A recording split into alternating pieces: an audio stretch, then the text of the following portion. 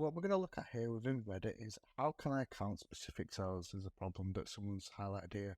So as you can see, I need to count how many Steam, Epic, completed, etc. cells I've used, and how can I do this. So they've provided a little bit of an explanation here, and you can see within this that they've got a little bit of a spreadsheet going on here where they've got the game, they've got the status of the game, they've got whether it's owned or not, and then over at the side here they've got kind of all these different things here, and what they wanted to do is know how many Steam games they got, how many Epic games there is, how many non-completed, dropped, shelved, and etc. etc. What we have here then is a spreadsheet where I've tried to replicate that as much as I can. I've got the number, the game, owned, which I've just made up the data for this, it might not be right, and then again I've just made up the status for this, kind of again just copying and pasting this down all the way to the bottom, and I've just made 40 rows of this just kind of randomly so that we don't have to do anything else and go from there. So one way that we can replicate, or one way that we can solve this problem then, is we're going to use the COUNTIF formula. And what it'll do is it'll look at all these different items that we have here, and then we'll be able to compare this against this list here and then count all of them up. So if we click into this here, then we can use the equals and then the COUNTIF, like so, we can see that this comes up. If we press the tab, and we can see now that it gives us these little indications of what I need.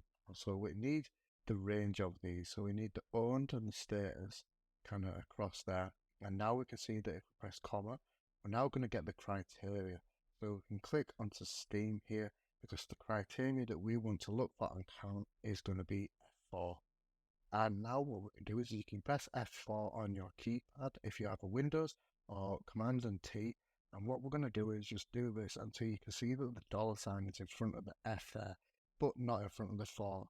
From here, we can close the bracket and press enter, and we can see that it's counted that we have 20 Steam games altogether. So we can click into that first one now, and because we put this dollar sign here, what it'll do is it'll keep the reference as column F, but as we click to move it down, then the number there will change. So if we double click in the bottom there, we can see that it'll count all of them, and within our data we have 0 nones and we have 9 untouched. So a quick way to check this is if we just add a little bit of a filter onto here, and then we can go and look at this and click into the untouched there.